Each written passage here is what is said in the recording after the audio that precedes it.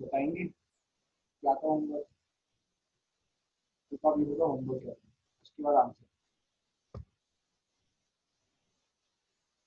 Sreeja homework करा है? हाँ सर किया है। तो बेटा आप बताओ क्या क्या करा है? बताऊं? हाँ बताओ।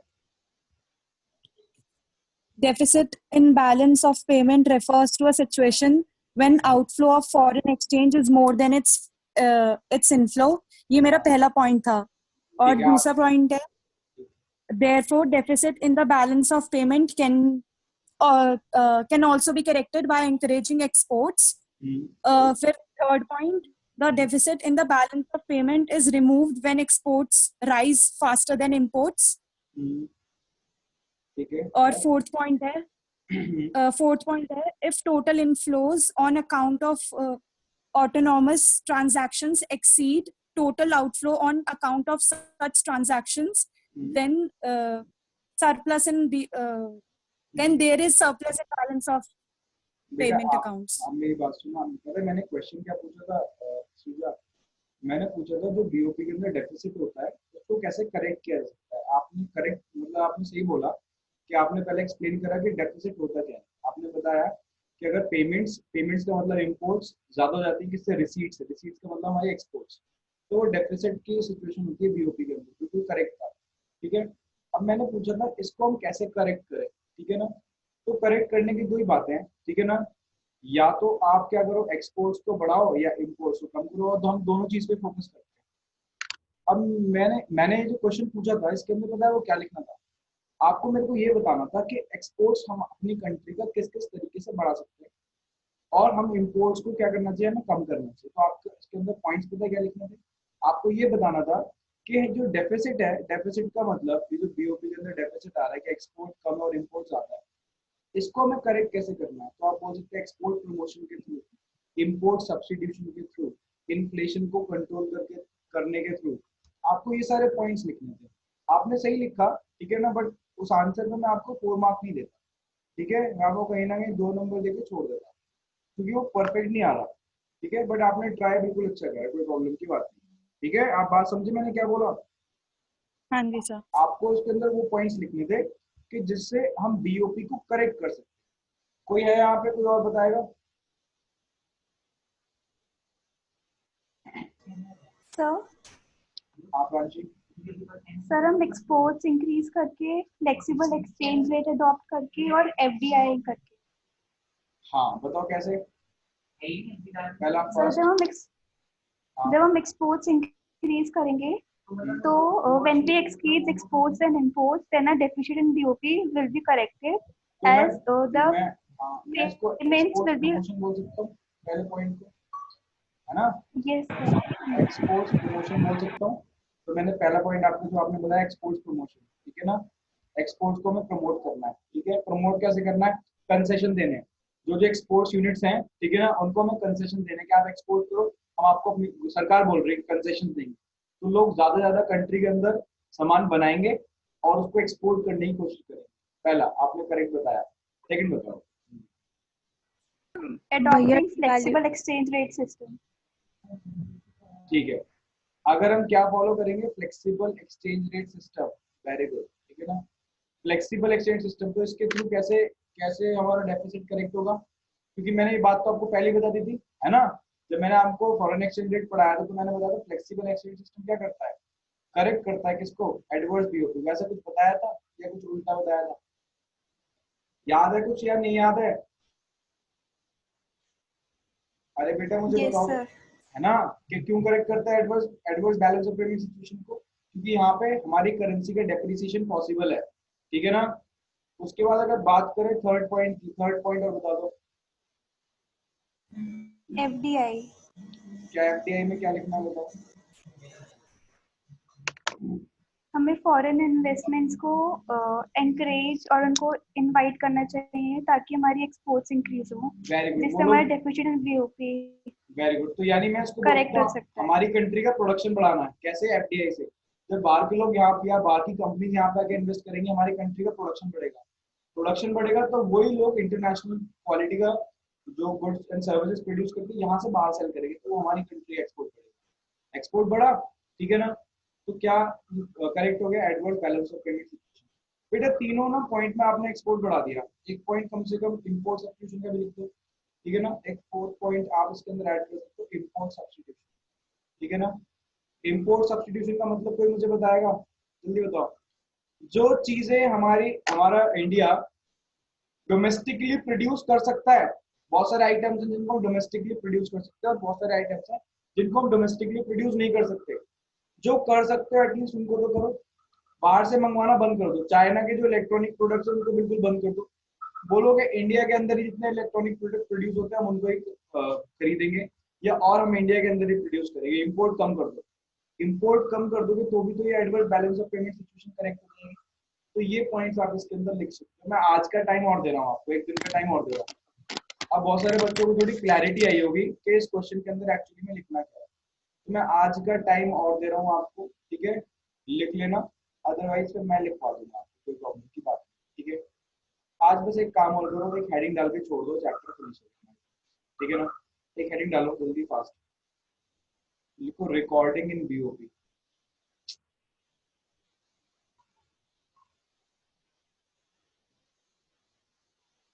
रिकॉर्डिंग इन बीओपी, ठीक है।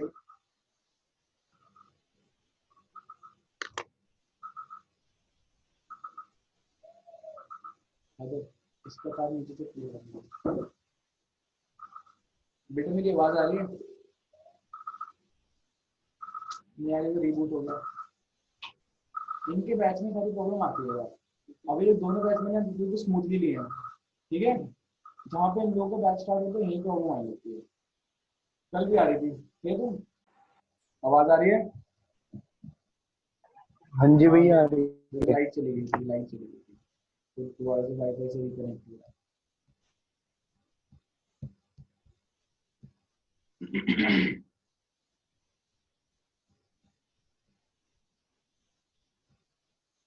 स्क्रीन दिख रही है? हाँ हाँ भाई, भैया जी भैया। स्क्रीन दिख रही है? बस ये लास्ट टॉपिक है, ये लास्ट टॉपिक, ठीक है ना, हेडिंग डाल के छोड़ो, ठीक है। बस अब इस चैप्टर को यहीं पर आएंगे, हम नए चैप्टर पे आ रहे हैं, ठीक है ना। इस चैप्टर की एक क्लास अभी लूंगा, रिविजन भी क्लास लूंगा, अलग से लूंगा, इस क्लास से हट के लूंगा। दोनों दोनों चैप्टर्स थे, इनको रिवाइज कराऊंगा 1 घंटे के अंदर दोनों, ठीक है ना। अब हम आगे चल रहे हैं, ढंग से सुनना। आज आपके सामने ऑप्शन रख रहा हूँ, ठीक है, आप मुझे बताना। देखो अब जो हमारी यूनिट्स हैं इसके अंदर, मैक्रो के अंदर, वो है हमारी नेशनल इनकम। जरा ढंग से सुनना बात को पूरा, ठीक है। नेशनल इनकम, एक है हमारी मनी एंड बैंकिंग,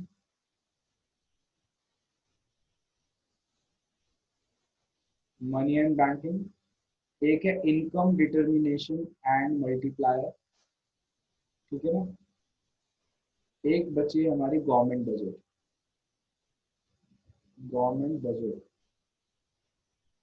ठीक है। ये 4 यूनिट हमारी बची है, क्योंकि हमने लास्ट यूनिट कवर कर लिए। लास्ट यूनिट कौन सी थी हमारी? Foreign exchange rate and BOP, that is balance of payment. ये बेटा हमने कवर कर लिया, ठीक है ना। अब मैं आपको बता रहा हूँ बेटा, नेशनल इनकम तो हमारी 10 नंबर की है, मनी एंड बैंकिंग 6 नंबर की है, इनकम डिटर्मिनेशन मल्टीप्लायर 12 नंबर की है, ये हमारी 6 नंबर की है और ये हमारी 6 नंबर की है। तो हमने इसको तो कवर अप कर लिया, बताओ इसको, ठीक है ना। अब आपके सामने ये ऑप्शंस हैं, इसके अंदर मेरे को एक यूनिट स्टार्ट करानी है, बस सुन लेना सारी बात। नेशनल इनकम स्टार्ट कराऊंगा, लंबी यूनिट है, जब तक खत्म नहीं हो जाता बीच में कुछ इंट्रोड्यूस नहीं कराऊंगा, ठीक है। और टेक्निकल यूनिट है, ये बात ध्यान रखना। सिमिलरली, ठीक है, ऐसे ये 12 नंबर की इनकम डिटर्मिनेशन मल्टीप्लायर काफी बड़ी यूनिट है, बट बहुत ही इंटरेस्टिंग है। दोनों दोनों यूनिट, नेशनल इनकम और इनकम डिटर्मिनेशन मल्टीप्लायर, दोनों बहुत इंटरेस्टिंग, ठीक है, बट काफी बड़ी। जब तक ये चलेंगी, ठीक है ना, बीच में मैं कुछ भी बात नहीं करूंगा जब तक ये खत्म नहीं होगी, ध्यान रखना। उसके बाद बचती हमारी दो छोटी छोटी यूनिट, एक है हमारी मनी एंड बैंकिंग और एक हमारी गवर्नमेंट बजट। तो जितना अभी हमने फॉरेन एक्सचेंज और बीओपी पढ़ा, उतना ही कंटेंट है इसके अंदर भी। समझ में आ गई बात? चलो अब आपसे राय लेते हैं, देखते हैं जरा कंसेंसस बनता है नहीं बनता। बताओ भाई कौन सी यूनिट स्टार्ट कराई जाए? Money and banking. Money and banking. अरे क्या बात है। और फिर national income. National income. National income. मैं आप लोगों के बीच में लड़ाई करा दूंगा थोड़ी देर में। देखो सुनो, नेशनल इनकम अगर मैं स्टार्ट करा दूं कोई मुझे प्रॉब्लम की बात नहीं है, मैं नेशनल इनकम स्टार्ट करा दूं, ठीक है ना। बट बेटा नेशनल इनकम स्टार्ट हो गया तो बहुत लंबे तक चलेगा, ठीक है, कि 10 नंबर ना, अगर मैं करा रहा हूँ 10 नंबर, तो ये 10 नंबर आपके पेपर में एक्यूरेसी से रखे हुए हैं, और वो अगर एक्यूरेसी से अगर मेरे को स्कोर करने हैं, ठीक है ना, ये 10 नंबर, तो बेटा हमें काफी variety of questions, variety of theory, variety of precautions करनी पड़ती हैं, ठीक है, तब जाके नेशनल इनकम कंप्लीट होता है। तो मैं अपना सजेशन दे रहा हूँ आपको, ठीक है, आइदर गवर्नमेंट बजट और मनी एंड बैंकिंग स्टार्ट करा, ठीक है, सिंपल सी यूनिट है, आपको ज्यादा डर भी नहीं लगेगा, इजीली समझ में आ जाएंगे, समझ में आ रही है बात। Money and banking. तो मैं मनी एंड बैंकिंग स्टार्ट करा रहा हूँ, मेरे को लगता है मनी एंड बैंकिंग आपके स्कूल में हो भी गई है, तो मनी एंड बैंकिंग में आपसे बार बार रिपीटेडली क्वेश्चन भी पूछे जाते हैं, तो इसलिए मैं चाह रहा हूँ कि मनी एंड बैंकिंग को पहले कंप्लीट कर दूं फिर आगे चलेंगे, ठीक है ना। चलो भाई हेडिंग डाल लो, money and banking, money and banking.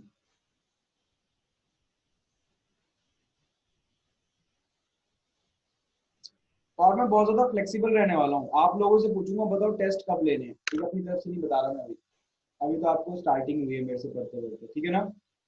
तो आप मुझे बताना है, अभी जो हमने फॉरेन एक्सचेंज रेट और बैलेंस ऑफ पेमेंट कंप्लीट करा है, आप आराम से कंफर्टेबल, जब मैं इसको थोड़ा सा करा दूंगा तब मैं आपसे पूछूंगा बताओ भाई कब हम टेस्ट स्टार्ट करें, टेस्ट सीरीज अपनी स्टार्ट करें, ठीक है ना। तो जो चीज हम करते जाएंगे उनके टेस्ट भी साथ के साथ खत्म करते जाएंगे, ध्यान। चलो भाई, मुझे क्लियरली दिख रहा है बेटा जो यूनिट है, पहली बात 6 नंबर की यूनिट भी, और अगर बात करूं तो पूरी यूनिट 2 पार्ट में डिवाइड है, दैट इज मनी में और बैंकिंग में, ठीक है, तो एक है मनी और दूसरा है बैंकिंग, तो इसको पढ़ना भी इसी तरीके से, दैट इज मनी और बैंकिंग की फॉर्म में।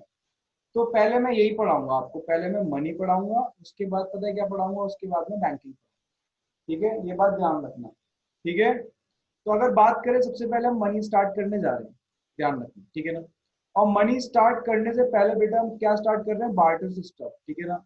मनी पे, बार्टर सिस्टम। हाँ मनी में हम बाद में आएंगे, सबसे पहले हम क्या पढ़ने जा रहे हैं, सबसे पहले हम पढ़ने जा रहे हैं बार्टर सिस्टम, ढंग से सुनिए। अब आप सोच रहे हो सर आप बार्टर सिस्टम क्यों पढ़ाने लगे, आप यहाँ तो दिखता है। बेटा मनी तो बहुत बाद में आया है, पहले थोड़ी हिस्ट्री को देख लें, मनी से पहले क्या चलता था, ठीक है ना। तो पहले में क्या समझना पड़ेगा कि मॉनेटरी सिस्टम आने से पहले कौन सा सिस्टम चलता था, उस सिस्टम का नाम था बार्टर सिस्टम, ठीक है ना। अब बार्टर सिस्टम के अंदर बेटा बहुत ही सिंपल डेफिनेशन है, barter system is a system in which medium of exchange is commodity. बेटा बार्टर सिस्टम एक ऐसा सिस्टम है जहां पे मीडियम ऑफ एक्सचेंज पता है क्या है, मीडियम ऑफ एक्सचेंज कमोडिटी है। कमोडिटी का मतलब बेटा गुड्स के बदले गुड्स एक्सचेंज होते थे, पहले मनी की कोई जरूरत नहीं थी, ठीक है। अब आप बोल रहे हो सर इस बात का क्या मतलब है, सामने देखते रहो अपनी स्क्रीन पे, बेटा इसका मतलब है ये है, ये है ध्रुव, ठीक है,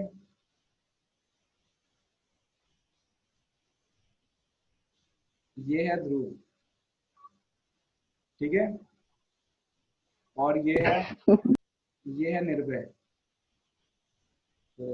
ये निर्भय तो मोटा है थोड़ा। अरे वो कान मोटे कर दिए मैंने इसको, ठीक है, ये है हमारा निर्भय, ठीक है ना। अब जरा ढंग से सुनना, ठीक है।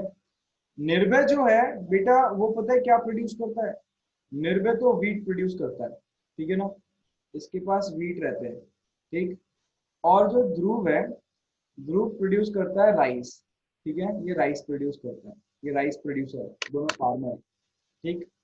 आज बेटा निर्भय को जरूरत है पता है किस चीज की, निर्भय को जरूरत है राइस की, इनके पास राइस है, ठीक है ना। वेरएज ध्रुव को नीड पता है किस चीज की है, वीट की, और निर्भय के पास क्या है, वीट, ठीक है ना। तो पता है दोनों क्या करेंगे, दोनों एक दूसरे से एक्सचेंज कर लेंगे, इन्होंने इसको राइस दे दिए, इन्होंने इनको वीट दे दिए, ठीक है ना। मुझे बताओ क्या बीच में मनी की जरूरत पड़ी ना, मनी की कोई रिक्वायरमेंट ही नहीं थी बेटा, विदाउट मनी एक्सचेंज हो रहा है, ठीक है ना, विदाउट मनी। ऐसे सिस्टम को हम बोलते हैं बार्टर सिस्टम, क्या बोलते हैं, barter system. Barter system in which medium of exchange is commodity, medium of exchange is commodity का मतलब that is goods and services are exchange in terms of commodity itself. बेटा कमोडिटी के बदले commodity exchange हो रही है, तो barter system is a system in which medium Double coincidence of wants. Correct, अभी उस पर मैं आऊंगा, ठीक है, अभी उस पर भी आऊंगा। अभी मैं सिर्फ बार्टर सिस्टम की डेफिनेशन बता रहा हूँ। तो barter system is a system in which medium of exchanges commodity, goods के बदले क्या एक्सचेंज हो रहे हैं, गुड्स एक्सचेंज हो रहे हैं, मनी की कोई रिक्वायरमेंट नहीं है। पहले यही चलता था जब मनी नहीं थी। समझ में आ रही है बात, क्लियर है? हाँ बट भैया। मुझे एक बात बताओ, क्या आज भी बार्टर सिस्टम चलता है? कहीं दिख हाँ रहा है बार्टर चलता है, सिस्टम? हाँ भैया, चलता है बहुत बहुत छोटे चलता है। लेवल पे। हाँ, निर्भय, क्या मतलब इस बात का? मतलब जो गाँव में चलता है अभी भी। हाँ बताओ, शहरों थोड़ा में भी एक्सप्लेन। चलता है भैया। हाँ, शहरों में कहाँ चलता है, जरा बताओ। वो आते नहीं, बर्तन हाँ दे दो ऐसे जो करके जो बर्तन आता लेने है। आते हैं। हाँ, कपड़े की जगह बर्तन दे देते हैं। बर्तन लेने नहीं आते, बर्तन देने आते हैं। तो घर पे मैंने देखा है, बहुत हाँ ऑब्जर्व किया है। देने आते तो हैं। कपड़े उनको दे दो, वो आपको क्या दे जाते हैं, बर्तन दे जाते हैं, यूटेंसिल्स दे बर्तन जाते दे हैं। देते हैं। तो आप देख रहे हो बहुत ही छोटे लेवल पे पहुंच गया बार्टर सिस्टम, बहुत ही छोटे लेवल बर्तन पे। दे के जाते बिल्कुल, हाँ बिल्कुल खत्म हो गया बार्टर सिस्टम, ठीक है, मार्केट से। तो यानी इतने छोटे लेवल पे पहुंच गया है बार्टर सिस्टम कि उसकी एग्जिस्टेंस ही नहीं है। हम देख भी नहीं पा रहे मार्केट में कहाँ का बार्टर सिस्टम है। तो यानी बार्टर सिस्टम के अंदर बेटा कुछ कमियां और कुछ डीमेरिट्स थे, कम है ना, लिमिटेशंस थी, जिनकी वजह से बार्टर सिस्टम खत्म होता चला गया, ठीक नहीं है। चला। हाँ, नहीं चला और खत्म हो गया। अब वो डीमेरिट्स क्या थे, हमें वही पढ़नी है, ठीक है ना, जरा ढंग से सुनो। Lack of double confidence of wants. Very good, पहला है of lack of double double coincidence of wants. Coincidence of wants. अब बताओ सरगुन क्या बोल रहे थे?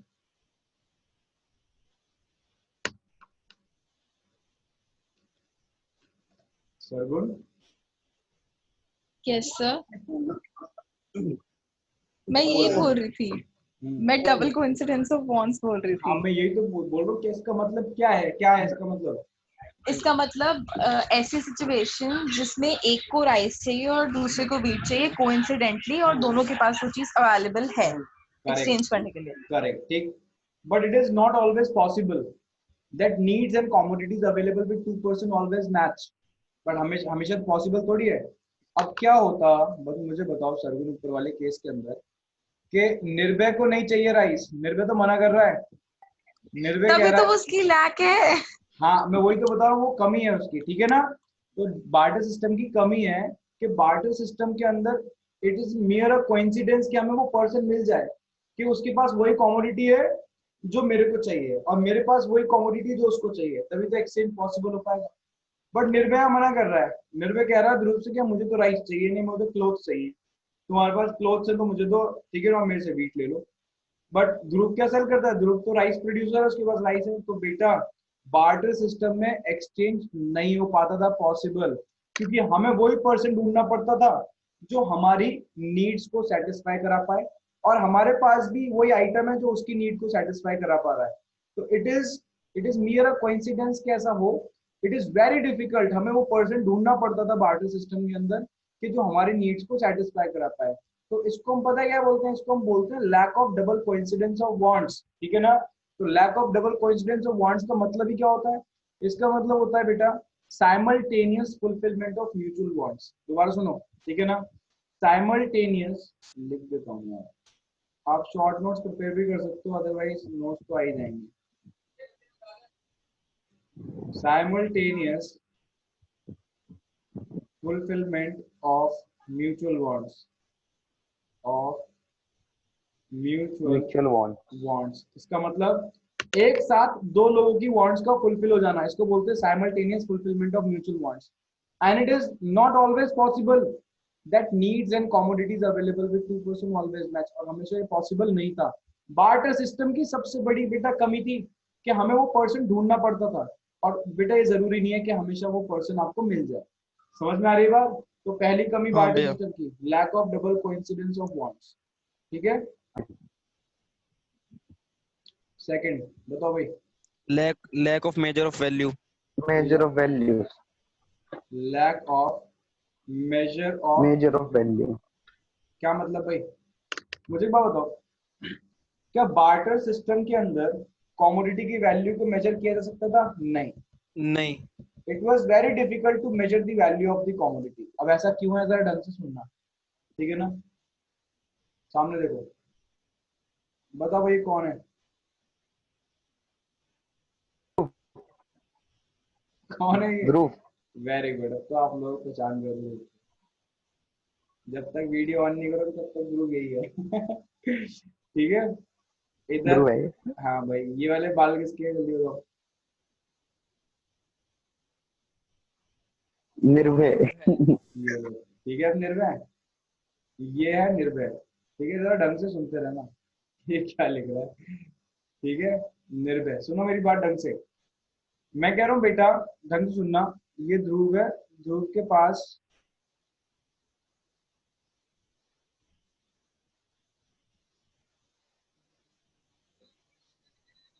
भैंस है।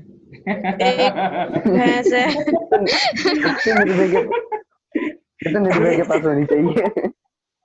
और निर्भय के पास बोरी में गेहूं है। Very good. निर्भय के पास ना, निर्भय के पास वीट है। ठीक है, ये रहे वीट। तो ध्रुव के हाँ। पास तो एक भैंस है, और ठीक है ना, और निर्भय के ध्रुव के पास भैंस है, और निर्भय के पास 1 सैक ऑफ वीट है, एक बोरी गेहूं है। अब ना पता है, निर्भय को ये भैंस चाहिए। तो निर्भय ने ध्रुव से बोला, यार मेरे को ये भैंस दे दो। तो ध्रुव ने बोला, चलो ये ले लो। ठीक है ना, और ध्रुव को पता है क्या चाहिए? ध्रुव कह रहा, अच्छा काम करो, आपके पास जो 1 सैक ऑफ वीट है वो मेरे को। तो निर्भय ने बोला, अच्छा दे लो। लो, इन्होंने एक्सचेंज कर लिया। पहले आप मुझे बताओ, क्या ये एक्सचेंज बार्टर है, हाँ या ना? Yes sir. नहीं। है सर। क्या ये है एक्सचेंज भैया। हाँ, ये एक्सचेंज बार्टर है। ठीक है, जरा ढंग से सुनना बात को। बट मुझे आप एक बात बताओ, क्या आपको ये ट्रांजैक्शन लॉजिकल लग रही है? नहीं। नहीं नहीं। सर। हाँ, निर्भय को नहीं तो नहीं लग भैंस रही तो सर। बहुत महंगी No, आती sir. है। वेरी गुड, ठीक है ना, आप कह रहे हो भैया भैंस जो है वो बहुत महंगी आती है। कैसे पता चला मुझे आपको? अच्छा ये दोनों बताना, का कोई हाँ। कंपैरिजन नहीं है। कोई कंपैरिजन नहीं है? अच्छा, आप क्यों बोल रहे हो कंपैरिजन नहीं है? उसका रीजन है बेटा, क्योंकि जो भैंस है ना, ये लगभग 1 लाख, प्राइस। हाँ 1 लाख की होगी लगभग, ऐसे। यही तो है नॉर्मल प्राइस जो भी है। हाँ, बट 1 लाख टाइम तक पे के। इसकी कोई वैल्यू नहीं पता थी किसी को। हाँ वेरी गुड। अब ये जो वीट है, ठीक है ना, ये लगभग कितने में, 2,000 रुपए के मैक्सिमम। बट मुझे आप ये बात बताओ, ये बात आपको कब पता चली, इसकी वैल्यू कब पता चली, मुझे बताना जरा। जब जब मनी आप आ गई। जब जब मनी आ मनी गई। आ गई, जब आपने डूज इसको, हुआ। हाँ जब आपने इसको एक्सप्रेस करा इन terms of money. Barter system में तो लोगों को अपनी कमोडिटी की वैल्यू का पता ही नहीं था। तो इस टाइप की लॉजिकल ट्रांजैक्शन होती थी, ठीक है, क्योंकि उनको अपनी कमोडिटी की वैल्यू नहीं पता। बार्टर सिस्टम की एक सबसे बड़ी कमी कि हमें अपनी कमोडिटीज की बेटा वैल्यू ही नहीं पता थी। समझ में आ रही बात? तो देखो मैंने यहाँ लिखा lack of measure of value. ठीक है, ठीक है, under barter system it was very difficult to measure the value of the commodity. Commodity की वैल्यू को मेजर नहीं कर पाते थे। रीजन क्या था? उसका रीजन था बेटा, because goods were exchanged in different terms, क्योंकि हम गुड्स को अलग अलग टर्म्स में क्या करते थे? एक्सचेंज करते थे। And there was no common measure of value. आजकल मुझे बताओ कॉमन मेजर ऑफ वैल्यू क्या है? INR. Money. Money. Very, INR is a currency बेटा। ठीक है, मनी, मैं बोलूंगा मनी। ठीक है बट ना? अब अगर हम अपनी कंट्री को देखें तो INR ही है। हाँ बट जरूरी नहीं है, डॉलर्स में पेमेंट होती है, डॉलर्स में पेमेंट होती है। मैं तो सिर्फ ये देख रहा हूँ एक्सचेंज हो रहा है, एक्सचेंज। अब मैं उसके अंदर इंडिया यूएसए खत्म हो गया, वो फॉरेन एक्सचेंज का पार्ट था। अब तो मैं यूनिवर्सली बात कर रहा हूँ ना। ठीक है, तो मैं यहाँ पे बोल रहा हूँ मनी। ठीक है, क्योंकि अभी मैं आपको ये भी बताऊंगा मनी होती क्या है। ठीक है, तो वहां पे आपको कॉन्सेप्ट समझ में आएगा मैं ऐसा क्यों बोल रहा हूँ। तो lack of measure of value बेटा, goods were exchange in different terms, अलग अलग टर्म्स में एक्सचेंज होते थे। अभी मैं बताऊंगा, ये जो मैं बात बोल रहा हूँ उसका मतलब क्या है, ये सभी एग्जांपल से दूंगा। इस वजह से हम कमोडिटी की वैल्यू को मेजर नहीं कर पाते थे। एंड मैं एक बात और बोल सकता हूँ, there was no common measure of value. कोई कॉमन मेजर ऑफ वैल्यू नहीं था। आप जरा ढंग से सुनना बात को, ठीक है। तो बेटा मुझे एक बात बताओ, जो निर्भय है, निर्भय के पास 1 सैक ऑफ वीट था। ठीक है, आज निर्भय को जरूरत थी भैंस की, तो उसने भैंस ले ली। ठीक है, किससे? ध्रुव से। ठीक है, ये रही भैंस। कल उसको जरूरत होगी क्लोथ्स की, तो वो पता क्या करेगा? ये वीट देगा और क्लोथ्स ले लेगा।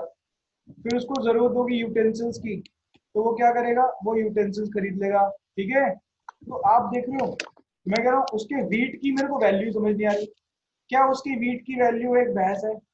क्या उसके वीट की वैल्यू एक टी शर्ट है? क्या उसके वीट की वैल्यू एक पैन है? मुझे समझ में ही नहीं आ रहा। ठीक है बेटा, because goods were exchange in different terms, goods को हम अलग अलग टर्म्स में एक्सचेंज करते थे। इस वजह से हम अपने कमोडिटी की वैल्यू को मेजर नहीं कर पाते थे। समझ में आ रही बात? There was no common measure of value. आजकल तो ठीक है ना, आप मुझे बताओ, मैं आपको सर्विसेज दे रहा हूँ, इन रिटर्न आपसे मैं क्या ले रहा हूँ? मनी ले रहा हूँ। समझ में आ रही बात? ठीक है ना? मनी। अब वो मनी क्या है वो मैं बाद में डिफाइन करूंगा। समझ में आ गई बात? तो आज तो common measure of value money है, बट बार्टर सिस्टम के time there was no common measure of value. दूसरी बहुत बड़ी प्रॉब्लम थी बार्टर सिस्टम की है। बेटा मैं इसलिए पढ़ा रहा हूँ ताकि आपको अंडरस्टैंडिंग लगे पूरी, ठीक है, और डिटेल में बता रहा हूँ आपको सारी की सारी चीजें। तो barter system is a system in which medium of exchange is commodity, that is goods and services are exchanged in terms of commodity itself। ठीक, उसके बाद उसे कुछ डिमेरिट, पहला demerit lack of double coincidence of bonds, उसके बाद lack of measure of value, ठीक है ना। नेक्स्ट पे आओ, थर्ड बताओ। Lack of lack transfer of of value. Transfer of value. Lack of transfer of value. Transfer of value.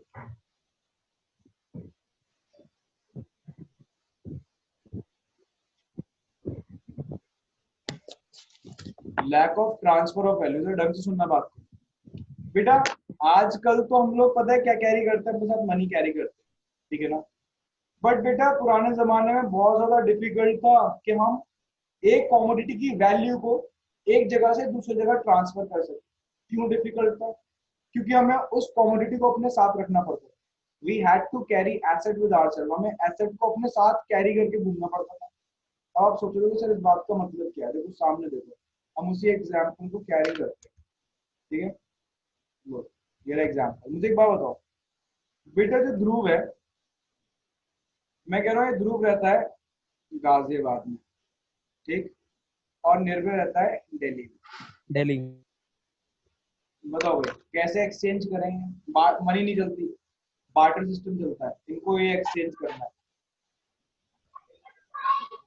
कोई निर्भय एक अपने जना साथ अपना वीट को लेके जाएगा। क्या हाँ। क्या क्या? निर्भय वीट को लेकर जाएगा भैया। हाँ तो देखो निर्भय देखो यहाँ बैठेगा ध्रुव, ठीक है, और आराम से भैंस। हाँ इसको लेके जाएगा कहाँ तक? दिल्ली तक। कितनी ज्यादा डिफिकल्टी होगी आप समझ रहे हो ध्रुव को, ठीक है, कि इसको पता है क्या करना है। इसको अगर वीट लेके आना है दिल्ली से, तो ये नहीं कि अपने साथ 2000 का नोट रखे आराम से कैरी करे और वहां जाके लिया है, नहीं कर नहीं सकता, मनी नहीं।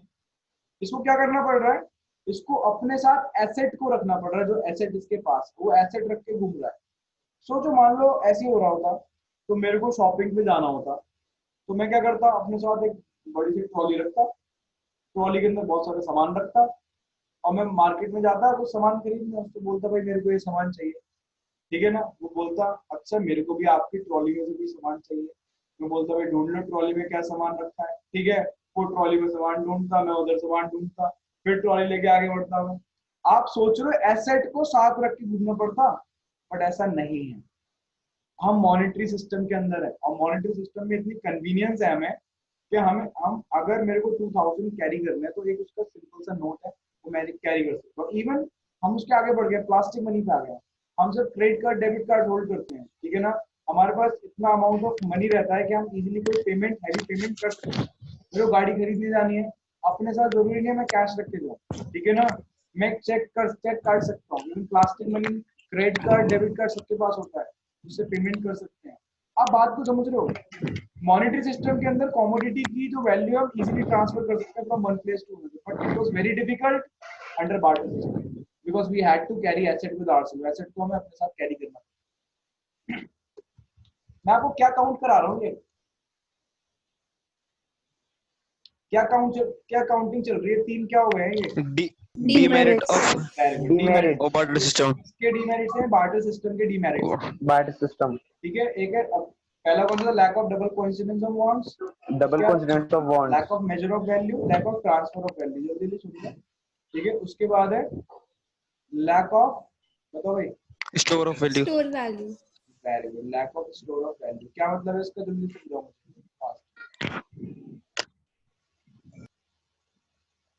सर जो हमने कमोडिटीज एक्सचेंज की है हमें उसी टाइम पे यूज करना पड़ेगा, हम उसको स्टोर नहीं कर सकते, सिर्फ मनी को हम स्टोर कर सकते हैं। रीजन बताओ। Non durable medium. Very good. सुनो मेरी बात, आपने प्रांशी सही बताया, बट उसको जो आंसर करेक्ट आया वो निर्भय से आया। क्या बेटा आप सही बोल रहे हो कि हम उसको इमीडिएटली कंज्यूम करना पड़ेगा, हम उसको स्टोर नहीं कर सकते। बट उसका रीजनिंग तो बताना पड़ेगा क्यों स्टोर नहीं कर सकते, because most of the commodities under barter system was perishable.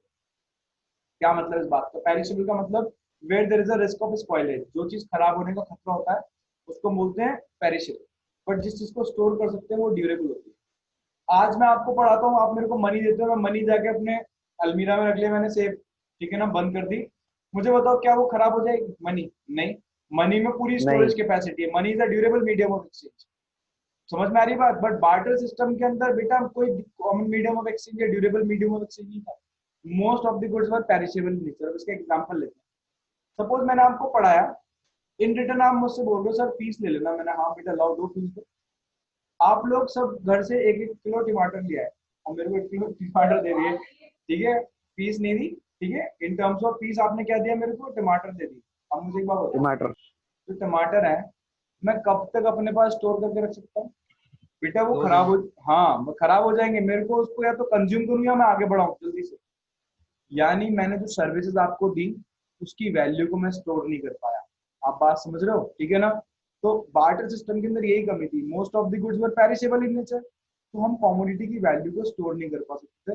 But money के अंदर हम कर सकते हैं, money is a durable medium of exchange, but under barter system there was no durable medium of exchange, most of the goods were perishable in nature. Last pattern को जल्दी से fast खत्म करें, 4 मिनट लग रहे हैं।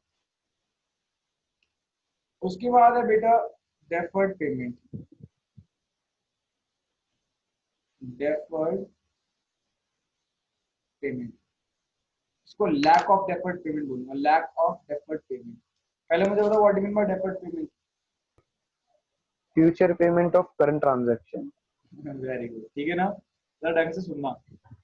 डेफर्ड पेमेंट का मतलब होता है बेटा ट्रांजैक्शन तो आज होगी बट उसकी पेमेंट हम करते हैं फ्यूचर में, future payment of current transaction. इसमें क्योंकि बाद में वो पेमेंट नहीं कर सकते, क्या क्या? इसमें बाद में पेमेंट नहीं कर सकते, मतलब क्रेडिट में नहीं खरीद सकते कुछ। वेरी गुड, यानी उधार पे सामान खरीदा बेचा नहीं जा सकता था बार्टर सिस्टम के अंदर। बेटा बार्टर सिस्टम के अंदर एक कमी सबसे बड़ी थी कि future payment of current transaction नहीं हो सकती थी। आजकल तो हम दुकान से सामान खरीद के लिए आते हैं, बोलते हैं पेमेंट आप बाद में ले लेना। आपको पता है बिजनेस के अंदर 90% ट्रांजैक्शन क्रेडिट सेल परचेज होती है। गुड्स को ऑर्डर हो जाता है, गुड्स आ जाते हैं, उनकी पेमेंट बाद में होती रहती है, ठीक है। 90 से ज्यादा % ट्रांजैक्शन क्रेडिट सेल परचेज होती है, which was not possible under barter system.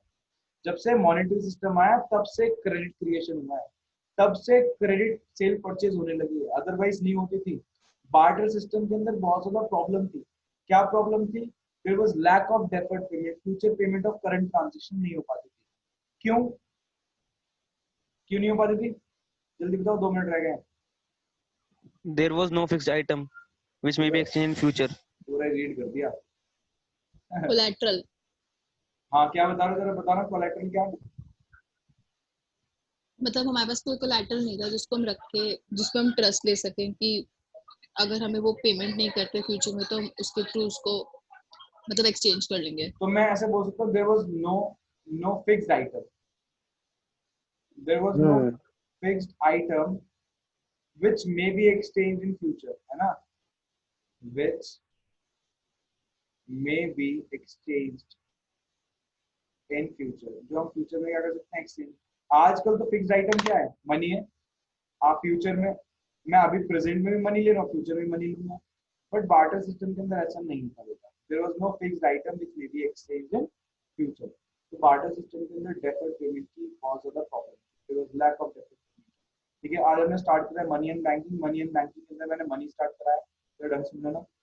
Money के अंदर मैंने बार्टर सिस्टम पढ़ाया। Barter system is a system in which medium of exchange commodity, that is goods and services are exchange in terms of commodity itself. ठीक है, फिर हम किस पे आ गए? हम आ गए डिमेरिट्स पे। पहला डिमेरिट है lack of double coincidence of wants. Double coincidence of wants का मतलब होता है simultaneous fulfilment of mutual wants, and it was not possible that needs and commodities available with two person always match. उसके बाद second lack of measure of value. Under barter system there was lack of measure of value because there was no common measure of value and goods were exchanged in different terms. Third, a lack of transfer of value. Under barter system, it was very difficult to transfer the value of asset from one place to another, as we had to carry asset with ourselves. उसके बाद lack of store of value.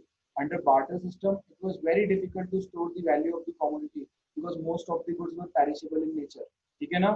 कोई भी जो item था medium of exchange durable नहीं था, ज्यादातर क्या था, पेरिशेबल। उसके बाद अगर बात करें बेटा लास्ट होता है lack of deferred payment. Deferred payment means future payment of current transaction. आज ट्रांजैक्शन में उसकी पेमेंट हम कब करते हैं, फ्यूचर में। तो बार्टर सिस्टम के अंदर there was no fixed item which may be exchanged in future. For the barter system it was very difficult to make the deferred payment. Clear है? हाँ जी। हाँ भैया। ठीक है, हाँ भैया। तो क्लास ओवर करते हैं। कल की टाइमिंग्स आपको पता ही चल गई, ग्रुप में डाल दिया, ठीक है, तो इसलिए कंफ्यूजन क्रिएट मत करना, कल की टाइमिंग्स देख लेना, ठीक है। कल भैया। Okay sir. Okay, bye, good night. Okay भैया, ओके। Good night.